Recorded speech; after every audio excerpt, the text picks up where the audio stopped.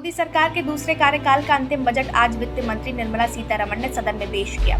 इस बजट की शुरुआत में वित्त मंत्री ने कहा, पिछले 10 सालों में भारत की अर्थव्यवस्था सकारात्मक बदलाव की साक्षी रही। जब साल 2014 में हमने काम शुरू किया था, उस वक्त बहुत सी चुनौतियां सामने थीं। हमने सबका साथ और सबका विकास को मंत्र बनाकर उन चुनौतियों को समाप्त किया। संरचनात्मक सुधार किए गए, भारतवासियों के हित में योजना बनाकर लागू की गई। उद्यमशीलता और रोजगार को भी बढ़ावा प्राप्त हुआ। देश को नया उद्देश्य मिला और जनता ने फिर से एक बार हमारी सरकार को चुना। पीएम मोदी के नेतृत्व में हमने दूसरे कार्यकाल में सभी क्षेत्र के सभी वर्ग के लोगों को समृद्ध करने का जिम्मा उठाया। साथ ही अपने मूल मंत्र को मजबूत कर सबका साथ, सबका विकास और सबका विश्वास किया। The Indian economy has witnessed profound positive transformation in the last 10 years. The people of India are looking ahead to the future with hope and optimism. With the blessings of the people, when our government under the visionary and dynamic leadership of Honorable Prime Minister Shri Narendra Modi assumed office in 2014, the country was facing enormous challenges. With Sabka Saath, Sabka Vikas as its mantra, the government overcame those challenges in right earnest. Structural reforms were undertaken.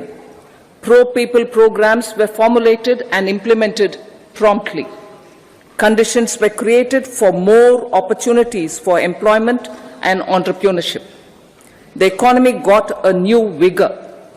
The fruits of development started reaching the people at scale. The country got a new sense of purpose and hope. Naturally, the people blessed the government with a bigger mandate.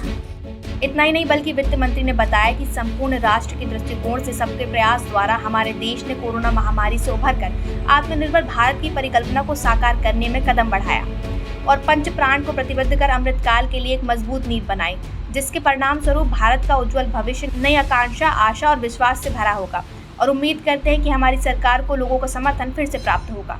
वित्त मंत्री सीतारमण ने सरकार की उपलब्धियों के बारे में बात करते हुए कहा, 10 सालों में हमने प्रत्येक घर और प्रत्येक व्यक्ति को ध्यान में रखते हुए सभी के लिए आवास, हर घर जल, बिजली, रसोई गैस, बैंक अकाउंट और वित्तीय सेवा प्रदान की। 80 करोड़ लोगों को फ्री राशन दिया गया। समय के साथ साथ किसानों के उत्पादन के लिए न्यूनतम समर्थन मूल्य को बढ़ाया गया। 11.8 करोड़ किसानों को सरकार की तरफ से वित्तीय सहायता मिली, जिससे ग्रामीण क्षेत्र में लोगों की आय को बढ़ावा मिला। Welfare of Annadata. Farmers are our Annadata. Every year under PM Kisan Samman Yojana, direct financial assistance is provided to 11.8 crore farmers, including marginal and small farmers. Crop insurance is given to 4 crore farmers under PM Fasal Bima Yojana.